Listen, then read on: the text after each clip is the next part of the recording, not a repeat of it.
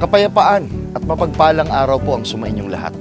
Ryan Bernabe po, isa sa mga lingkod ninyo sa kabanal-banalang Iglesia ng Diyos kay Kristo Jesus. Each day is a new day, opportunity to improve yourself. Take it and make the most of it. With God's grace, this day will be the beginning of a new you. Have a blessed day.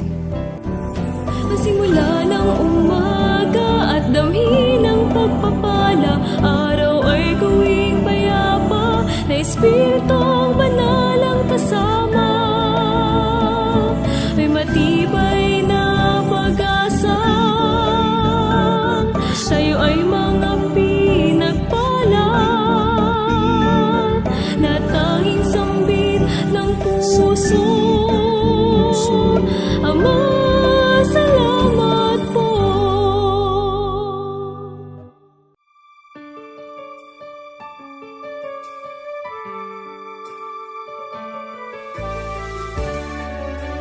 A blessed day to all. Muli po ang daily reflection natin sa araw na ito na mula sa aklat na Love Notes ay ating mababasa sa Philippians chapter 4, verse 1. Pakinggan po ninyo. Dear brothers and sisters, I love you and long to see you. For you are my joy and the reward for my work. So please, stay true to the Lord. Philippians chapter 4, verse 1. Brethren, be strong in the Lord. Continue doing your God-given ministry to its perfection, having fruits for the glory of the Lord. In this way, you gave us joy since our effort in leading you to Him are not in vain. You are the evidence of our ministry. You are the diadem that gives us honor in the presence of God and men. Your obedience to the Lord and to us inspires us to do more and to sacrifice even more for your spiritual growth and perfection. May God help us. Kaya nga, mga kapatid kong minamahal at pinananabikan, aking katuwaan at putong, magsitibay nga kayo sa Panginoon. Mga minamahal ko, Filipos 4 at 1. Mga kapatid, maging matatag kayo sa Panginoon. Patuloy ninyong gampanan ang ibinigay na katungkulan o ministeryo ng Diyos na may bunga para sa kalwalatian ng Panginoon. Sa ganitong paraan, kayo ay nagdudulot sa amin ng kagalakan. Dahil ang aming mga pagsisikap na patnubayan kayo patungo sa Kanya ay hindi nawawalang kabuluhan. Kayo ang patunay ng aming ministeryo. Kayo ang koronang nagbibigay sa amin ng karangalan sa harapan ng Diyos at sa harapan ng mga tao. Ang inyong pagsunod sa Panginoon at sa amin ay nagbibigay inspirasyon na gumawa pa ng higit at magsakripisyo pa ng higit para sa inyong espiritual na paglago at kasakdalan. Naway tulungan tayo ng Diyos.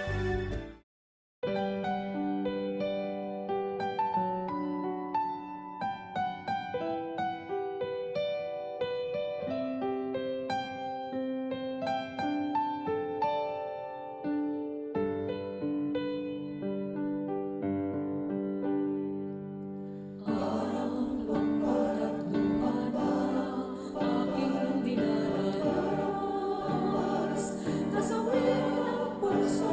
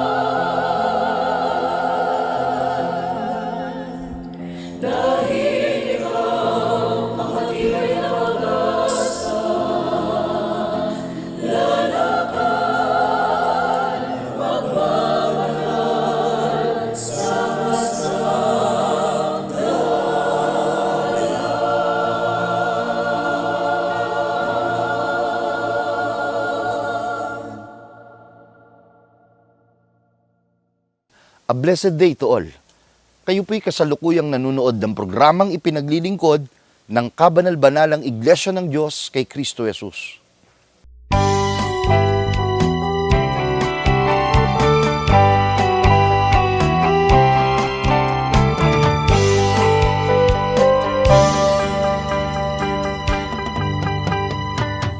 Kaibigan, kabataan lalo na, ating tanggapin muli at pakinggan ang segment na Youth Worshiping God.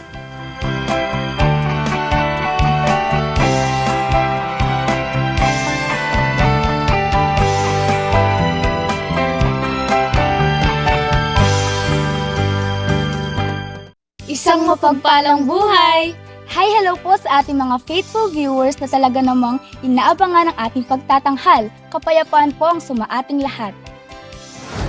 Sa pagpapatuloy po sa episode 4 ng buhay ng ating bida na si kapatid na Ben at ng hero of faith na si Hope. Ano naman po kaya ang mga naging kasunod na pangyayari sa kanilang mga buhay pagtapos ng pagsubok? Tara na sis, huwag na po natin patagalin at alam ko pong excited ang ating mga kapatid at kaibigan.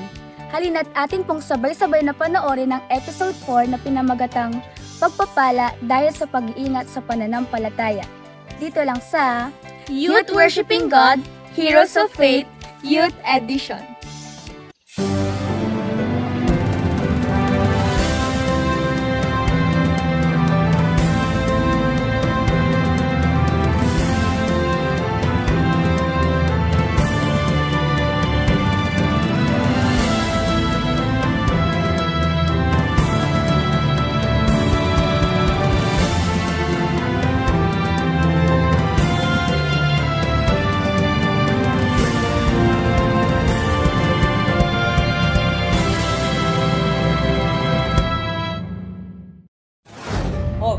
Makinig ka sa akin. Hindi ko sinasabing nagkasala ka, pero sa mga sinabi mo ay hindi ka paganap. Elipas, nagagalit ako sa iyong dalawang kaibigan. Umaraw kayo kay Job at magdala kayo ng 7 toro at ito'y inyong ihandog. Pangungunahan ni Job ang panalangin para ipanalangin kayo. Nanalangin na din ako kanina at tumingi ng tawad sa Diyos. Sana mapatawad mo ako. Huwag kang mag-alala, tinatawad na kita. Huwag tayong mawawala ng pag-asa sa Panginoon. Si Job na dumanas ng nakakadiring sakit, no? Si Job na dumanas ng iba't ibang panlalait, no, mula sa kanyang kapwa na nanggaling pa mismo sa kanyang mga kaibigan. Si Job na itinakwil ng kanyang asawa. Ngunit si Job patuloy na naglingkod sa kataas-taasang Diyos. Sa huli, nakita naman na po natin kung ano yung naging bunga nito kay Job. Lahat ng mga Panginoon, nagawa sa kanya, alam kong nariyan ka lang. doble pa. Hindi mo ako pababayaan, lalo na ang aking pamilya. Sa atin, na patuloy lang tayo magtiis na po at manatili sa paglilingkod sa kataas-taasang Diyos. Good day po. Regarding sa anak ko, may mga resulta na po ang nakunan namin. Wala naman po makitang problema sa utak niya. In fact, we didn't find any damage or any affected area in her brain. Magkano naman po ang bills namin? Regarding naman po sa bills, Audrey, Oh, Mr. Evangelista, don't worry sa hospital bills. Lahat po iyon ay sinagot na ng government. Actually, pati nga po sa inyong bahay ay sinagot na po ng ating mayor.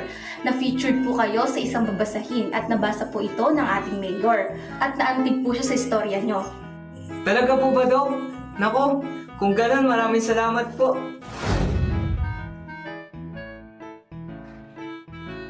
At yun ang aming kwento. Grabe po pala pinagdaanan nyo. Oo, pero wala pa din yung maitutumbas sa binigay na pagpapala sa amin ng Panginoon. Parang si Job lang din po pala yung tatay niyo, no? Noon, ang tatay ko ay nananatili siya sa paglilingkod. Ang turo niya sa akin ay kailanman ay hindi nagiging solusyon ang paghihinto sa paglilingkod sa Diyos. Ang mga pagsubok kung masikap mong itataguyod, ang pananampalataya mo, umasa ka na God is always by your side. Amen.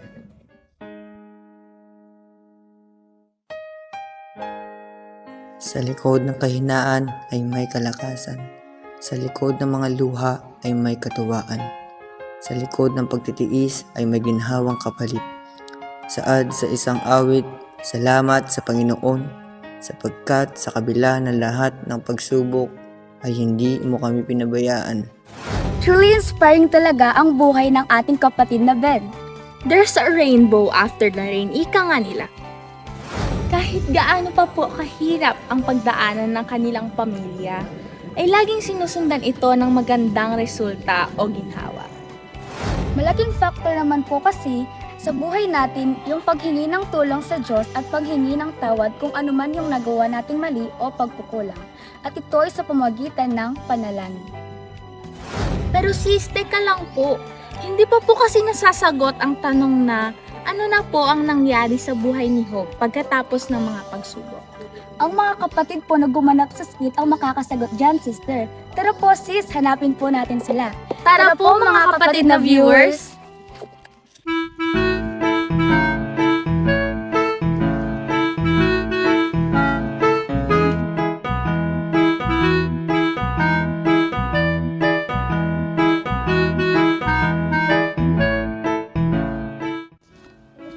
Hello po, brother. Ano po bang magtanong sa brother? May tanong po kami. Ano po kaya ang kasunod na nangyari sa buhay po ito? Hello po sa mga viewers at shalom po sa amin po mga kapatid. Shout out muna po sa mga kapatid mula sa Zambales, Pampanga at Bataan. Kung maalala po natin, nagkaroon po ng matinding pagsubok sa buhay ni Job. Kung saan po ay nagkaroon ng mga pangyayari. Biruin mo, namatayan siya ng mga anak. Yung kabuhayan niya ay nawala din. So, ito na nga po, no? Nandyan yung mga pagpapala. Pinuunlad uli ng Diyos ang pamumuhay ni Job at higit sa lahat ay dinoble niya ang mga pagpapala.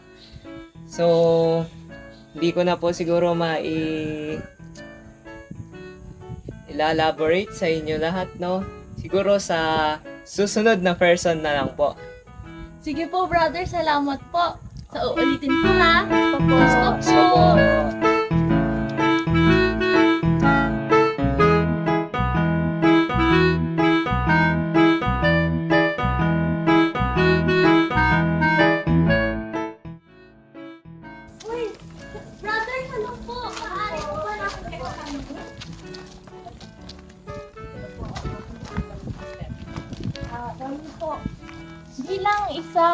mag-aaral po sa Mahanaim Evangelical Academy.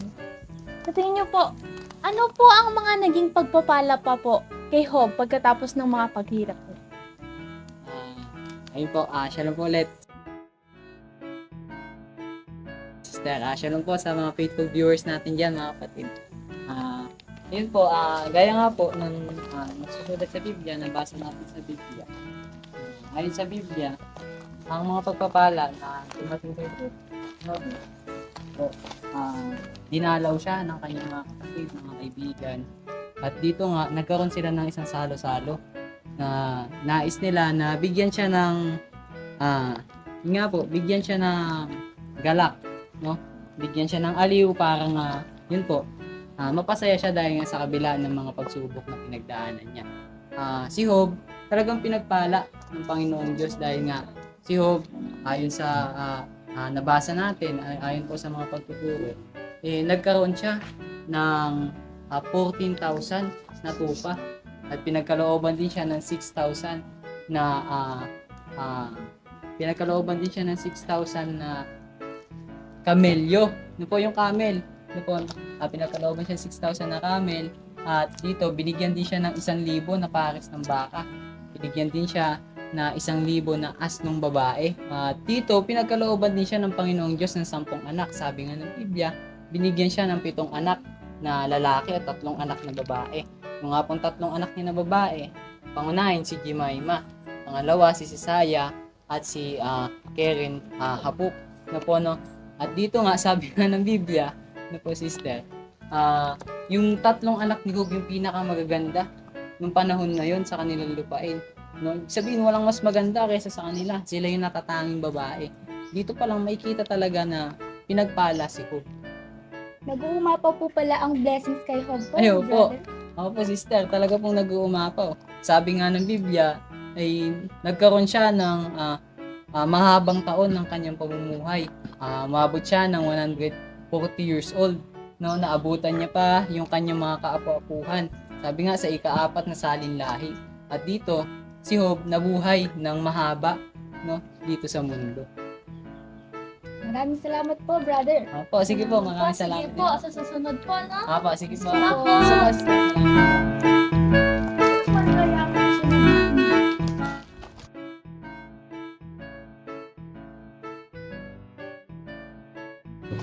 Tulong po, brother. Ay, ano po? Maaari po ba kami magtanong po, brother?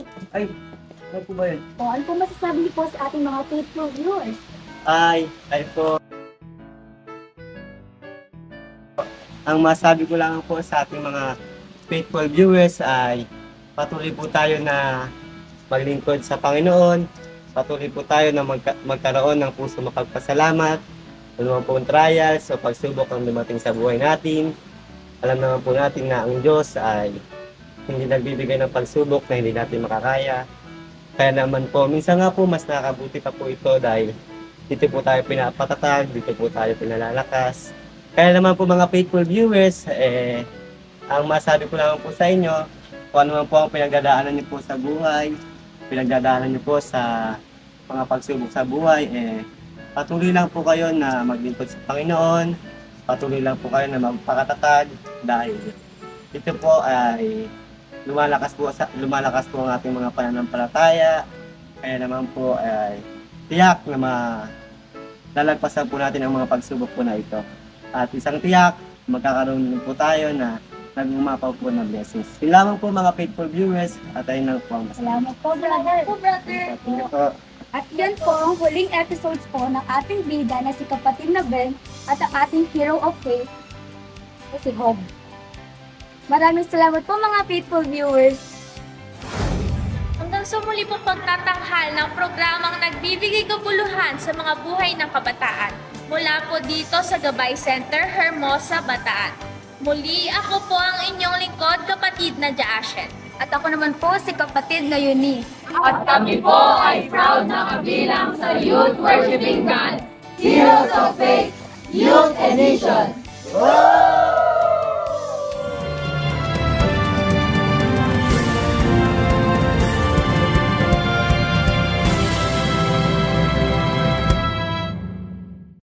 Maraming salamat po sa pagtangkilik ninyo sa ating pagtatanghal. At thank you din po sa lahat ng nag-share ng link ng ating broadcast. Sana po magkasama-sama tayong muli sa susunod na mga araw ng pagtatanghal. Sa bahaging ito, ni-invite ko po ang lahat. Samahan niyo ako sa isang panalangin. Pasalamatan natin ang Panginoon at ipagtagubilin ang panibagong araw na ito na ating lalakaran. Manalangin po tayo. Aba, Panginoon naming Diyos, salamat po. Palibas ay napakahalaga na malaman ng mga kabataan ang dapat na pagpapahalaga sa kanilang pananampalataya sa pagkakilala sa iyo, sapagkat kung may mga bayani sa mundong ito na nagbuwis ng kanilang buhay, na sinundan at tinularan ng maraming mga kabataan, higit na karapat na sundan at hangaan ang mga lingkod mong nagbuwis ng buhay na pinatunayan ang paglilingkod at pagsunod sa iyong banal na kalooban. Sapagkat ang benepisyo nito ay hindi lamang sa buhay na ito, kundi maging sa buhay na darating na ipinangako mong aming kakamtin. Panginoon, maibahagi sana ito ng mga kabataan sa loob ng iglesia, sa lahat ng kanilang kaibigan. Hindi nila marapat ikahiya, sapagkat ito ang tunay na magbibigay ng inspirasyon at kalakasan sa kanila. Sumasampalataya kami, Panginoon, magiging tunay na pagpapala ito sa panibagong araw ng buhay na kanilang lalakaran. Hinihiling namin ang lahat sa iyo at ipinagpapasalamat sa pangalan mo lamang, Kristo Jesus, na aming tagapagligtas. Amen. Maraming salamat po sa inyong pagtangkilik sa palatuntunang ito ng Kabanal-Banalang Iglesia ng Diyos kay Kristo Jesus. Kung nais po ninyong mapanood ng iba pa naming programa, mag-subscribe sa ating YouTube channel na The Most Holy Church at bisitahin ang aming Facebook fanpage na MHC Media. Upang lubos po ninyong makilala ang Kabanal-Banalang Iglesia ng Diyos kay Kristo Jesus, bisitahin ang ating official website na www.mostholychurch.com. Para naman po sa inyong katanungan, prayer request o libreng Bible study sa inyong tahanan, i-post lamang ang kahilingan sa comment section ng programang ito. Maaari din po kayong tumawag o mag-text sa mga sumusunod na numero. Sa Smart o Talk and Text, 0909-555-5009. Sa Globe o TM, 0926-383-0454. Sa Dito SIM, 0991-419-2027. At sa landline, 8255-6949 o 8553-0946. Maraming salamat po.